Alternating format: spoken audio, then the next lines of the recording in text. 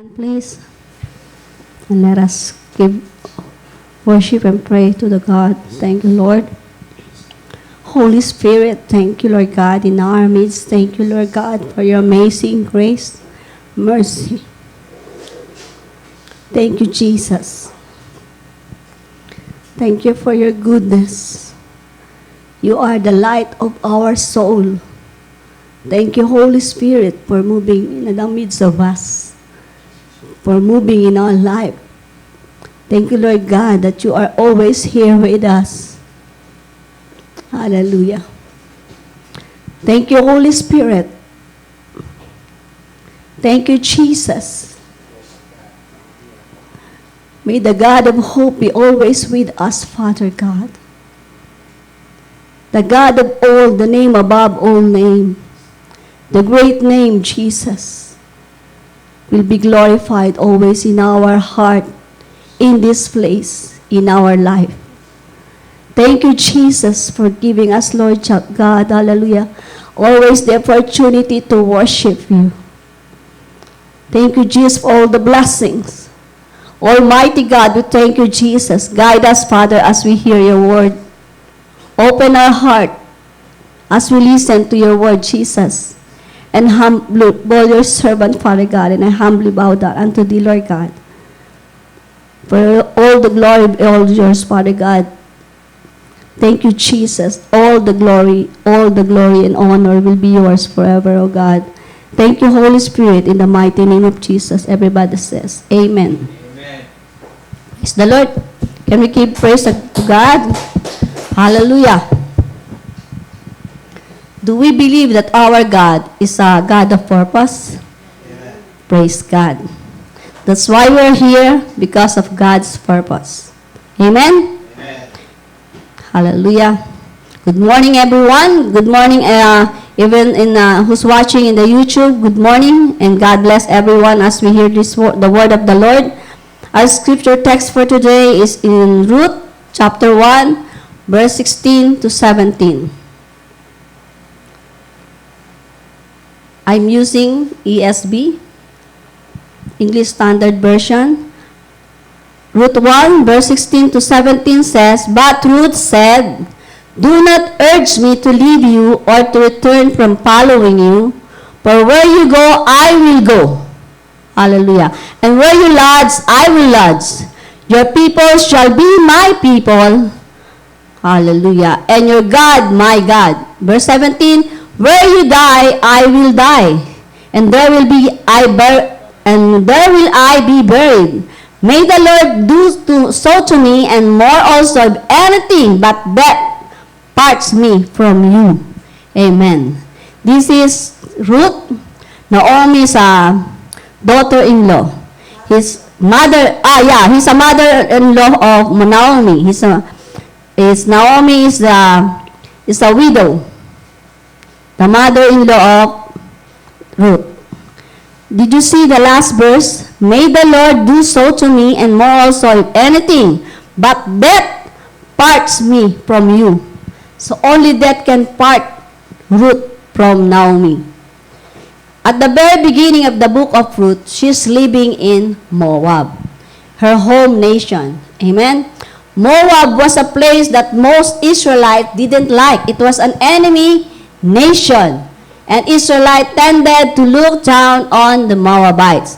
This is the nation of Ruth. He's not from Jerusalem. He's not from Naomi's place. Amen. On top of this, she was a widow. Naomi is a widow. The same thing. Ruth is a widow too. She was childless. Ruth was childless, and she lived with her mother-in-law. Their journey to Israel must have been frightening. Frightening, why? Because she made a choice to stay with Naomi and help her. Because now Ruth know that Naomi is now a widow, and his children already died. Amen. And her children already died. Knowing that she was going to a country that wouldn't like her, Naomi decided to go with her. Her country of origins already made her an outcast, meaning outcast did not belong. and being a childless widow gave her plenty of reason to shrink back, bumalik into her town rather than living into a land that will treat her as an enemy. Ruth is not welcome in Bethlehem or even in Jerusalem. She's not welcome because she is a Moab. But what she did was, she was firm in her decision to go with Naomi to Bethlehem and refuse to let her past hold her back. It doesn't matter to her what it will cost to her if she will go to Naomi. Hallelujah. She chose to serve God of Naomi because she know that Naomi's God is a true God. Maybe Naomi is a good example, or the life of the family of Naomi is a good example to Ruth. That's why, even though she's not a Christian, she's not a believer, she really deserved, and she really decided to go with her. And that in the verse that we read is your people will be my people, and your God will be my God. In the number 1, the story of Ruth teaches us that hardships are opportunities to turn to God in faith. This when I'm reading the whole book of Ruth, actually it's just a short, it's just 4 chapters only. I'm so amazed. I read it many times, but I was amazed this time because in the hardship that if we know that there's hardship in the way we're going through, what would we do? Amen. Most of us haven't had to uproot our lives for survival like Ruth and Naomi, but we were all born spiritually displaced. We are not stagnant in the places. We are spiritually displaced. Ruth is a Moabite again, wife of Mahlon, the son of Elimelech and Naomi. Elimelech is the husband of Naomi. Mahlon and Chilion was the son of Naomi. They were all from Bethlehem in Judah, but because of famine, amen. But because of famine, the land they went to sojourn in the country of Moab. That's the reason why they were in Moab. Even though this place is not their place, they know that this place is their enemy. But because of famine, sometimes we Christians, if we know there's something that we need, we have to go there. We have to survive. Because Christians, believers are survival. Amen? Do you believe in that? Amen. We are survival. If we just standing there or just stagnant in your comfort zone, nothing can help us. But we have to do actions. Amen. Elimelech died and his 2 sons took Moabite wives. When Elimelech died, his 2 sons took a Moabite wives, Ruth for Mahlon and Orpah for Chilion. Naomi's sons died, so she told her daughter. When Naomi's sons died, he told her daughter-in-law to go back in their places, to go back in their parents. But something is happened in this story. Orpah, the wife of Chilion, thanked Naomi for letting her go back to her family. But this Ruth, hallelujah, he decided to stay in the side of Naomi. Ruth chose to go with her in mother-in-law, showing not only how dedicated she was, but because of his love to Naomi, she wanted to stay because she treated Naomi as her own mother, even though she has own mother. And this is the only, that's the only memory that can from Mahlon, because Mahlon died and she is childless.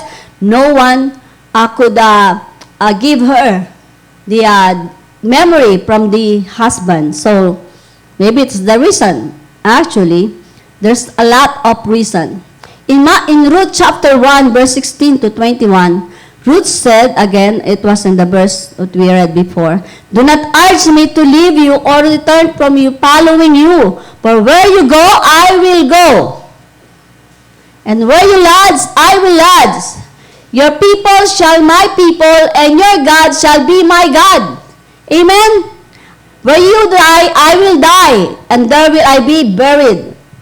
May the Lord do so to me, and more also, if anything but death parts from me, from you."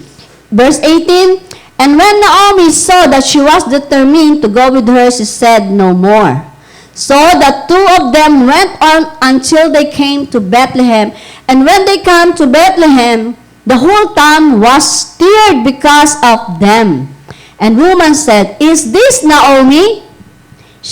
She said to them, 'Do not call me Naomi, call me Mara. For the Almighty has dealt very bitterly with me.'" It means Mara is not it's like a curse name or something. In verse 21, "I went away full, and the Lord has brought me back empty." What's he saying? He go to Moab with the whole family, but came back with empty. "Why call me Naomi when the Lord has testified against me, and the Almighty has brought calamity upon me?" Amen? It's so hard to lose a spouse. Amen? No, spouse. We say, "I'm good." It's so hard to lose a spouse, and it's so hard to lose a child or children. Especially in the age of Naomi, his son, he's not young anymore, and he has nothing, no family at all. But this time, she had Ruth. She also lost her husband, but also Ruth also lost her husband. But she chooses to leave her family. Instead, she goes with Naomi back to Bethlehem in his hometown. Second lesson from the story of Ruth, there is hope. Before Naomi go to Moab because of famine. This time, nothing was there in Moab. So she came back to Bethlehem, for there is hope. Even in the most unacceptable situation, brokenness, and devastating time of life, Ruth decided he was still and firm with her decision to go with Naomi. God is a God of hope. Are we agreed of that? Amen. That's why my hope doesn't stop. Because I know my God, my hope within God, and the hope that He's giving to us will never die, because He lives forever. Amen? Amen? That's why our hope will always be there. In Isaiah chapter 40, verse 31, "But they that wait upon the Lord shall renew their strength. They shall mount up with wings as eagle. They shall run and not be weary, and they shall walk and not faint." If we have faith, if we have hope in God, this verse is a great examples that we can have, that we have the Lord, the promise that He will renew our strength, that if we are weak, He was there, and we will not walk and not faint. He gave us undying hope because He lives forever. Next, the past is not our final decision or destination, because the past of Naomi and the past of Ruth is not good. Amen? They're both widow. They both childless now. But we need to trust God. Amen? Number 2. We need to move on. We have to move on. For our God is a God of purpose. If we knew that our God is a God of purpose, we have to move on. Whatever circumstances or whatever situation that we are facing, we have to move on. For God is there. No matter what our past, it still have a purpose that we have to make a choice with faith. But when choosing things, we have to do it with faith. Remember, hallelujah, While our confidence may be wavering, but God's promises are not. Amen? Maybe our faith is wavering, but His promises is there. Is there that He has the power to do it, to give us whatever promises that He promised us. Just declare it and claim it. Amen?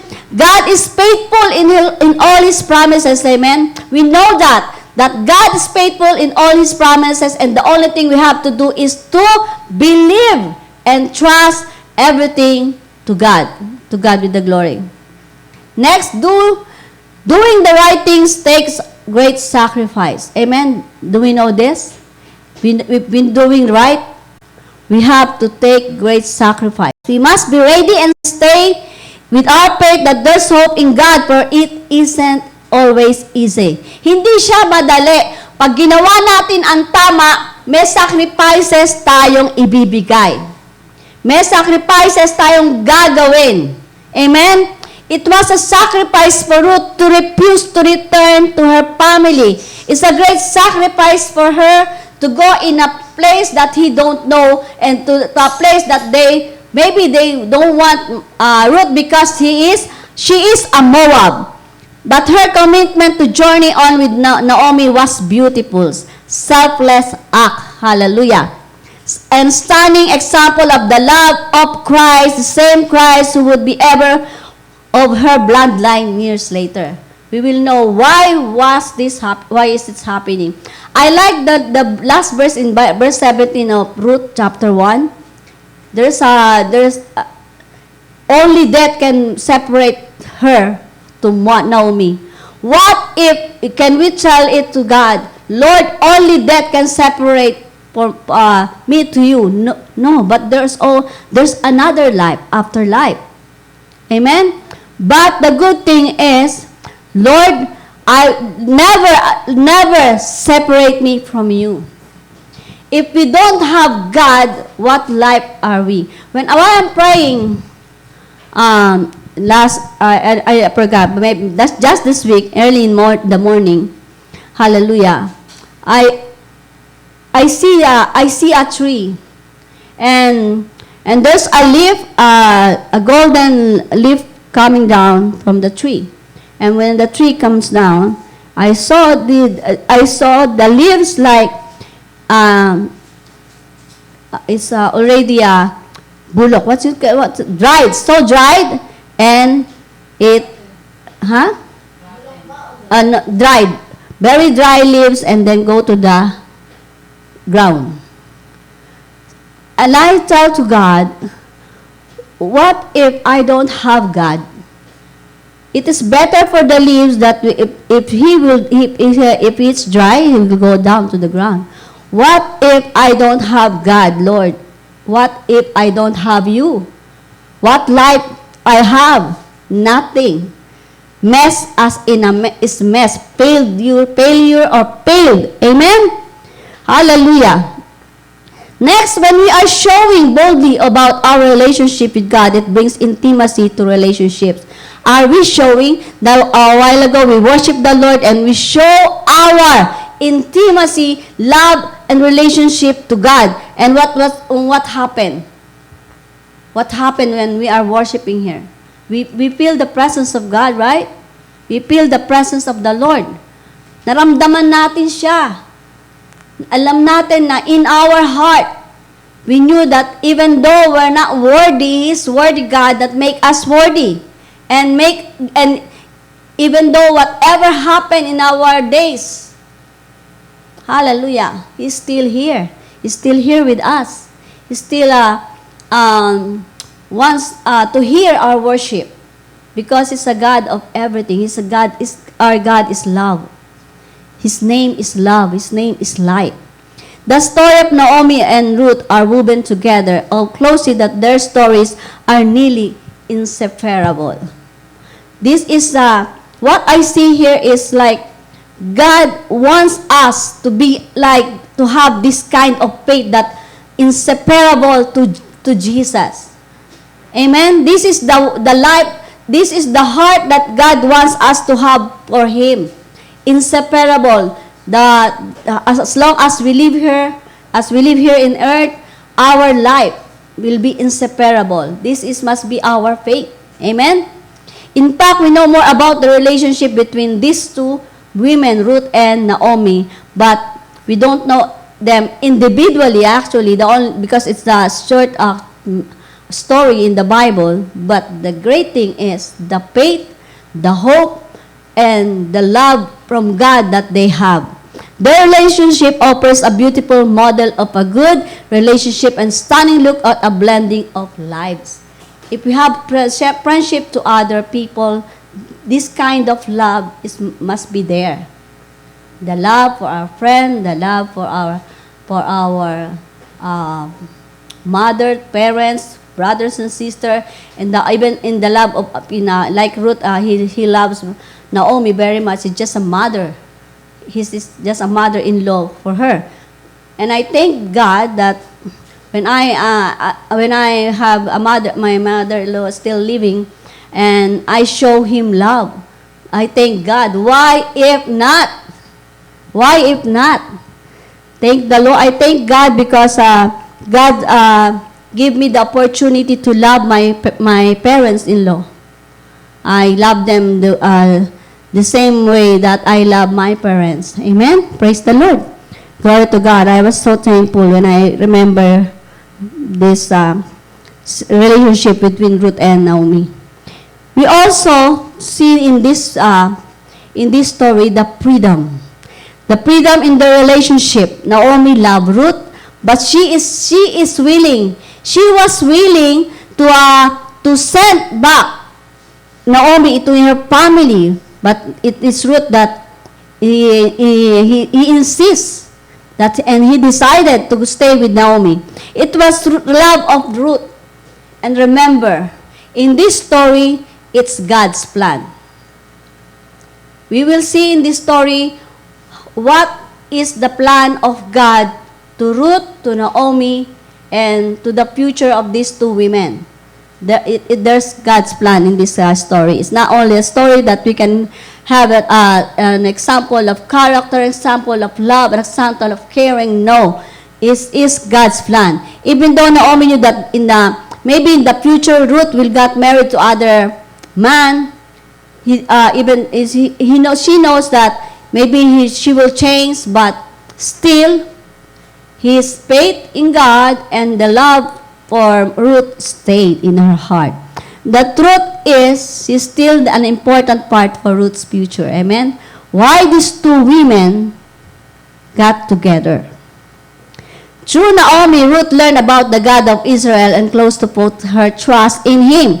But Naomi's ability to open and honest with Ruth about her relationship with God, and Ruth learned more about his God because Naomi, the way he respect, the way he loved his God, the way she worshiped the Lord. It's amazing that this Ruth in the story is amazed by the God of Naomi. If Ruth doesn't see anything good examples about how Naomi living as a believer, maybe Ruth will not go with her, right? Maybe he choose to go to her parents because they're still the same. It was her faith that was at the center of the relationship and intimate communication. In this church, in our lives, in our family, in our relationship, in every relationship, we need this intimate communication. Amen? Glory to God. It gives us more, and it turns our relationship good and settled. That's why we need to communicate with our family, especially with God. Next, God uses unlikely people for His purpose. Are we unlikely? Yes, before we are. Who are we? We're nobody. Hallelujah. But Ruth was poor. Ruth was hurting. Ruth was outcast. Ruth was childless. Ruth is a widow. Amen? she grew up in an evil country. Moab is an evil country. Hallelujah. An enemy of Israel. But in this story of Ruth, she was chosen. She was childless and moved to a foreign land where she knew only her mother-in-law. She doesn't know anybody there, only her mother-in-law, and she knows that she will be an enemy of Israel. When she got there, that's Moab. I don't know, like us, if we saw somebody, it's not Filipino, maybe it's a Canadian, it's not like that. In this story, when they saw Ruth, it's not Israel, it's not from here. He's a Moab. They knew that she is a Moab. Okay. They struggled with poverty. She had to gather behind the harvesters. Their lot is not good. When they came to Bethlehem, even though Naomi heard about the God bless again Israel, but when they were there, they have nothing. They were in poverty. They struggled with poverty. She had to gather behind the harvester in the fields to get a bit of barley so they could survive. Kapag may mga magsasakay na lalaglag ba, pinupulot lang niya. He's just picking. Amen? And yun na yung pagkain nila. Magiging pagkain niya. Si Naomi hindi na kaya, matanda na eh. Tsaka sabi niya, malakas ako. Don't worry, mother. Malakas ako. I can take care of you. I can earn I can still earn. Amen? Glory to God. Because Ruth is a woman of commitment. Ruth recognized how difficult life is for poor widows like her, and doesn't want Naomi to endure the hardship alone. Ruth doesn't want to endure. Can you please sit here at the back, please? Brother Alfred, can you sit here, please?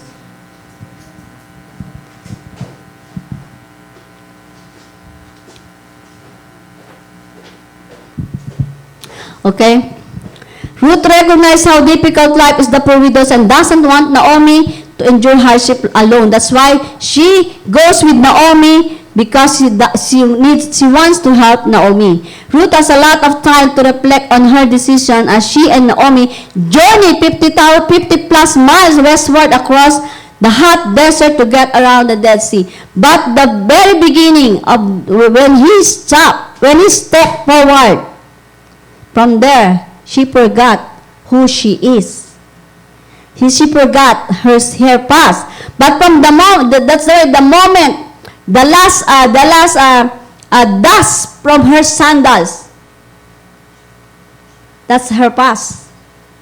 So when he stepped forward, in her mind, I am new.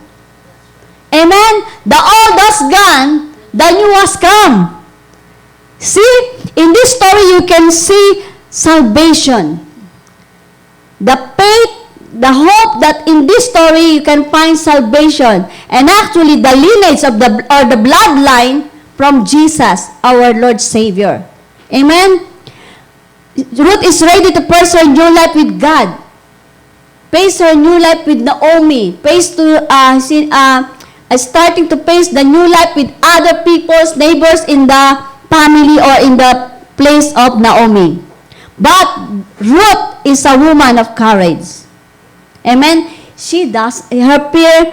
Actually, in this story, I can't see fear. Walang takot. She has no fear facing the giant. What's the giant? Is the problem that is waiting for her. But Ruth is they have this kind of courage. He's courageous. Has this kind of courage to walk in her new life. Amen? That's why if we in this in the position or in the shoe of Ruth, what we will do? We will come to our decision? Do we have to decide or decision to go with Naomi even though we don't know what's the place, what is waiting for you there? No. But because this is God's plan, and Ruth has this this kind of character, this kind of ability, this kind of hope. Amen? Hallelujah. It's amazing. It's an options. Actually, she has an options to consider. But still, she stepped forward to her new journey. Glory to God. Her decision is not easy. It's her love to Naomi that gave her courage and the love for God that Naomi's worship. Despite her peers, actually we can see it peers her in her story, Ruth heads out. Amen? Ruth heads out. Have you had, in this story of Ruth, you cannot see like timid or something like nahihiya or takot na, or sometimes we are in some other place, we're just like, no, but she has this kind of courage to move on for his new journey. Hallelujah. Perhaps Ruth turns her back on all that she is familiar with because she realizes that we must courageously step out of the boat onto the dark, choppy waters to experience the bigger life God has for us. We have to step, hallelujah, out of the boat or our comfort zone. We have to, if we can, this faith that Ruth has is amazing. It's not only the love, but it's the Lord's thing also that this is God's plan. And she, even though she's nothing, she wants to trust, and she put her faith in God that in her decision, she will not be failed. Amen. Glory to God. We have to. She wants to experience the bigger life God has for her. Actually, our adventure often awaits beyond our comfort zone. We have to go out, and we can see here too that Ruth was a woman of character. God loved to use nobodies. We are nobodies. Ruth is nobody too, but God gave Ruth this kind of character that even though it's a new place for her, God guide her. Amen. Ruth is nobody. In this story, she and Naomi is nobody because he's a widow. That's why Naomi said, "Don't call me Naomi, call me Mara, because I have nothing. I am empty. When I go, I have this. My family is complete. Now I am alone."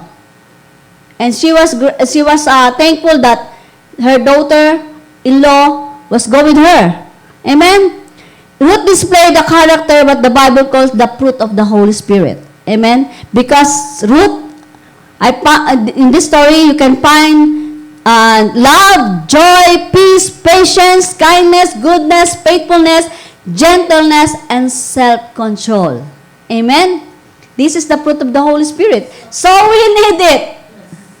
Amen? We need it. Plus, the humbleness that Ruth has.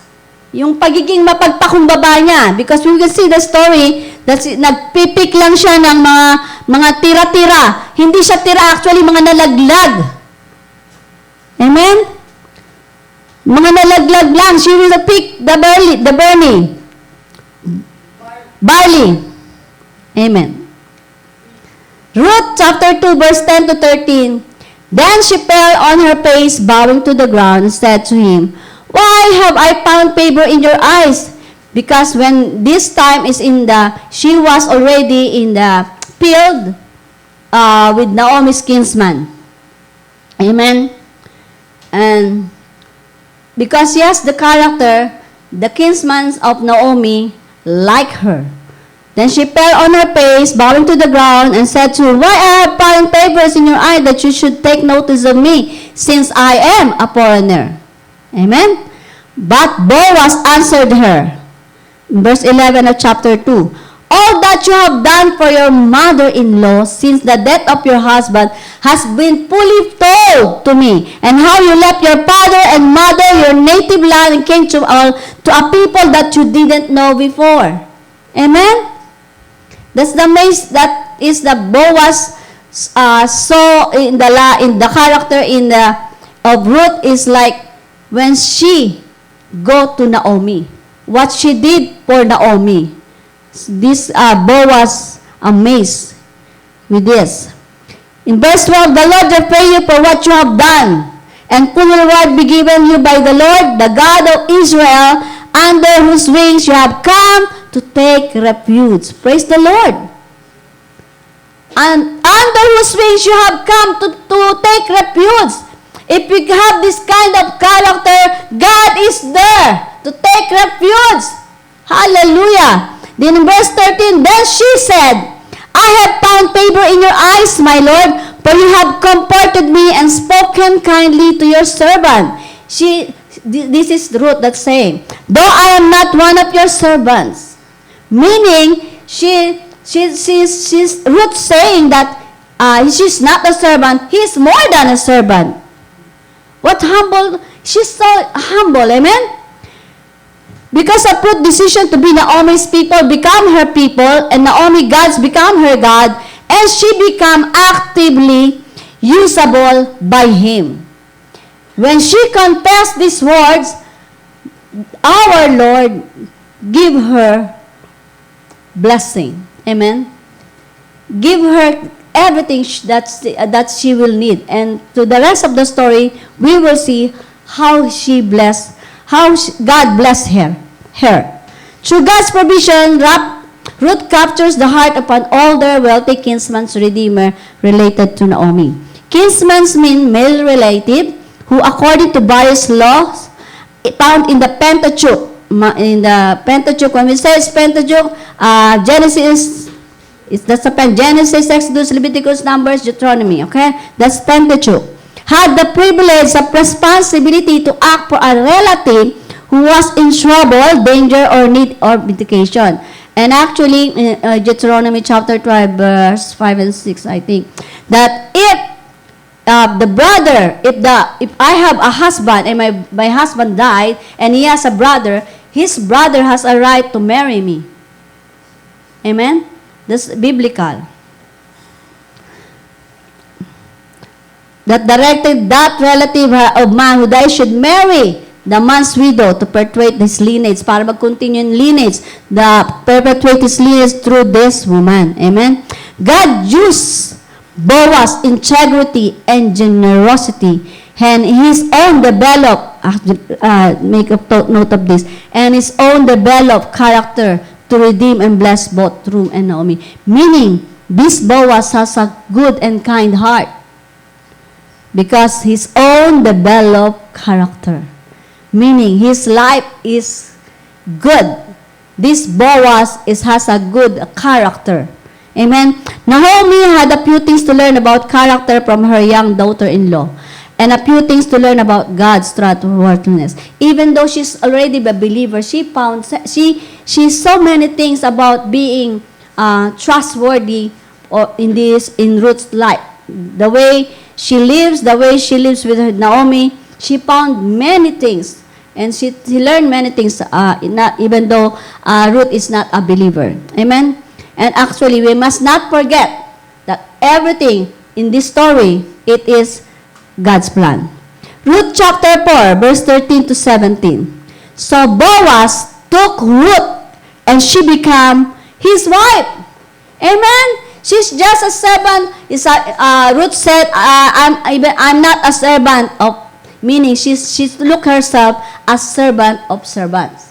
But in this story, in chapter 4, so Boaz took Ruth and she became his wife, and he went into her, and the Lord gave her conception, and she bore a son. In verse 14, then the woman said to Naomi, blessed be the Lord who has not left you this day without a redeemer, and may his name be renowned in Israel. 15, he shall to be a restorer of life, and a nourisher of your old age, for your daughter-in-law who loves you, who is more to you than 7 sons, he has given birth to him. Amen? Hallelujah. Then Naomi took the child, laid him on her lap, and became his nurse.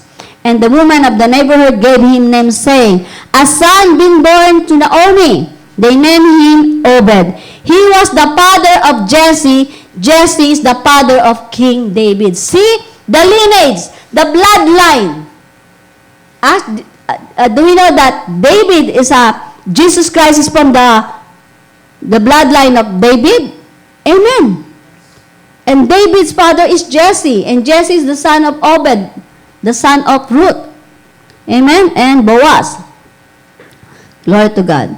As Naomi tenderly cradles Ruth's infant son, affirming her trust in God's plan and provision. Ito na, gumagana na yung lalo ni Naomi, yung kanyang pananampalataya that God provides, has a plan. She has no clue that the baby will one day, but still, she has no clue that the baby, hallelujah, will one day become the grandfather of Israel, of most faithful King David. She doesn't know. Naomi doesn't know. Dito pala sa istorya, sa nakikita niya kay Naomi, kay Ruth, she was already amazed. What if malaman niya na from Ruth bloodline, David will show. Amen? Obed means servant of God. He is the father of Jesse, and Jesse is the father of King David. It would surely have blown her mind, blown the mind of Naomi when she found out. When she will found out that what is happening is God's plan. That the blind line of our Lord Jesus will be Ruth and Boaz. Like now, we can't always see how God is working in through our lives, but we can choose to expect that He's doing good things despite of our circumstances. God is doing things. So don't put yourself like, oh, everything is happening is not good. Almost every day I'm waiting, but nothing. Just take that negative thoughts in you, in us. Even though there's a lot of circumstances, trials, stand firm because our God is a God of purpose. Amen? Our God is a good God. Our God is Jehovah. He is Jehovah Jireh. He is Jehovah Rapha. He provides things. He heals. Amen? Even though He gives us authority to pray. Not only for the sick people, but to also cast out demons. This kind of power that our God has. So why we have to see things in negative? Change our negative thoughts into positive. Amen? If we always feel a pain, abandonment is hard to see in the plan of our Master. We cannot see the plan of God in our life. We always see the pain. I have this pain. Lagi na lang, ang sakit na nangyari sa akin. Ang hirap na nangyari sa akin. Ano na lang to, nabubuhay ako. Everything. Reklamo ka na reklamo. Yan ang mangyayari sa'yo. Even though we know that what situation do we have to stand heads out, like Ruth, heads out, and tell to God, you are my God. And my God is powerful. He is a powerful God that He can provide things that we want and needs. Even though sometimes we don't need something, God still provide. Amen? He's a God of everything. He's a positive God. That's why we have to live in a positive life, in a positive thoughts. Amen. We have to remember 3 things. Hallelujah. Number 1, do what you know is right. Now what looks right, not what looks right to others. Sometimes we do things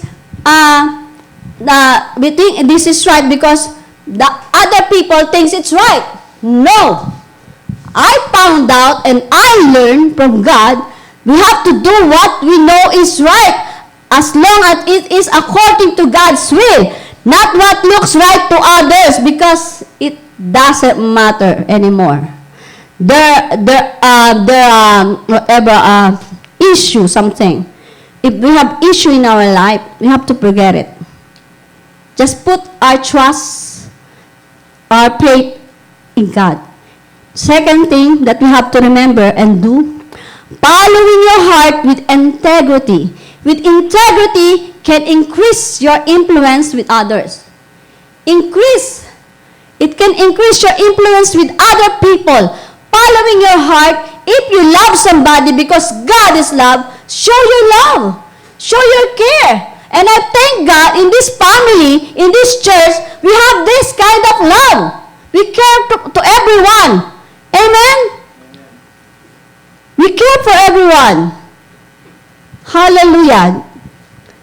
Next thing, remember to be humble and keep working as God blesses you. The more God bless you, be humble.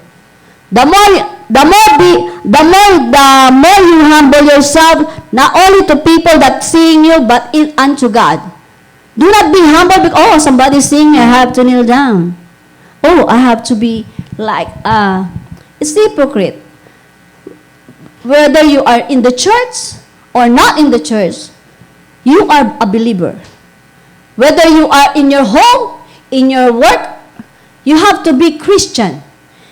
Christianity, character of the character that God gave us must be the one who is that the people will see us, this kind of character that we have. They have this kind of self-control, patience, love, joy, kindness, goodness, faithfulness. Amen?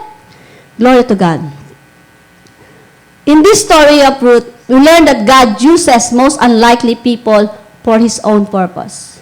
Not for our purpose, not for our glory, but in His own purpose and glory. And it's beautiful in the story of Ruth, it's a beautiful example of how God can take a hopeless situation and turn into something glorious. See, the life of Ruth and Naomi start with poverty, but because of their love and trust to God, their life changed. Boaz is a wealthy kinsman of Naomi. He has many servants, has many people. Amen? And now, she is the wife, is the husband of Ruth. Amen? The story begins in tragedy with famine and the death of Ruth and Naomi's husband, the death of Ruth, Naomi's children. But because of the loyalty of this Ruth and to Naomi, the loyalty of Naomi to his God. Amen. Blessing comes. They expected all these things. Maybe not, but their trust, they will not be poor as long as they live. Because even though you're poor, and if you have this kind of courage to do things, to not choosing work, start with a very low job or low salary. Amen. Hallelujah. Even though you're actually, I amaze people coming here in Canada, even though in architects, some of them doctors, some of them engineers. They come here, teachers, nurse. They come here in very low salary, very low job. Not everyone coming here has a good job when they came here, because this is not their country. Like me, this is not my country. This is not my place. But God placed us here. He promised that He will bless us back home, so He will bless us here too. Amen? Wherever we go, God will bless us because it's the same Jesus in the Philippines and the same Jesus in Canada. And in the whole world. Amen? That's why this Jesus that we are worshiping God is everywhere. It's a God of all. Amen? Hallelujah. Just took up the 5 women. I remember Mary, Tamar, what's the other name? Rahab. They're nothing. But Sheba, they're nothing. But their names were not only written in the Bible, but it was you can find many things in their story, because even though they are unlikely people, but God chose them. But Sheba has a husband, but God chose Bathsheba to be the mother of Solomon. Yeah, amen? Glory to God. And Solomon is the richest, and no one until to this time in the wisdom that Solomon has. Glory to God. Again, Ruth was a Moabite, a widow Moabite. And she was chosen, his bloodline, from her and Boaz, Obed, Jesse, and King David. Can't you imagine 4 generations after Boaz? Amen? She was chosen to be the mother, the grandparents of David. The story reminds us that no matter what lies in our past, and no matter how difficult our circumstances, hallelujah, maybe it's a little bit faith that will change. Huge difference that will change our life. Change our life because of the faith, like what happened to Ruth. Faith, obedience, and commitment to God, our life changed. Again, we have faith, we have commitment, we have character, hallelujah, and obedience. If we are obedient to God, the next follows, because if we are obedient to God, we are reading the Bible, we are living in a good life, we are living in faithfulness and trust and with kindness, and we have, of course, we have this kind of patience, we have this kind of self-control. And even in our obscurity or in a situation that we cannot understand, like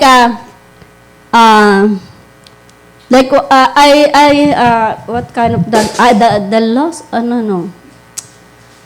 The last spear, the end of spear. That's the title of this missionary movie. It's a very, very old movie. When I saw this and I actually finished this movie, so I'm so amazed. Because this couples missionary, there may be 5 missionary couples. So they're 10. And some of them have the child. This missionary, the girls, the doctor, nurse, things like that, and their husband wants to help the tribe in a place. They go there, but this tribe, because of their naivety, they're naive. They don't know nothing. They can understand their language, even though they're showing their kindness. These people, this tribe, killed the missionary men, 5 missionary men. Hallelujah. But to make the story short, the ending of the story, this tribe become Christian. There's a child, the 7-year-old child, was when the father died, and the head of the tribe killed his father, and he came back from U.S. And this tribe asking them more help, because they're now there, but they need more for their kids. But before the end of the story, this head of tribe asked for this child. You know what happened to your dad? Your dad is a special man. Why? I killed them. We killed them, 5 of them. But the amazing things that I cannot forget, they're lying down, and they're still alive, but the spear is in their heart. 2 spear, 3 spear for everyone, 5 people, the missionary. But I saw them. Somebody happened to the air, that there's a light, that even though they're still alive, dying, but they're still alive, they gone through the air, and I saw them going up. It's amazing. I can understand it in the beginning, but now I understand. That's why I'm asking you, I'm giving you this fear. Kill me now. I killed the very special man that helped all tribes to have this kind of life. And she had his hands like this and closed his eyes. And while the angry son, who's now adult, and she's pointing her spears to the man, but he remembered what his father says. Hallelujah. We die to love, to serve God. Amazing. Even though they killed their husband, these women, they know that this tribe killed their husband. Hallelujah.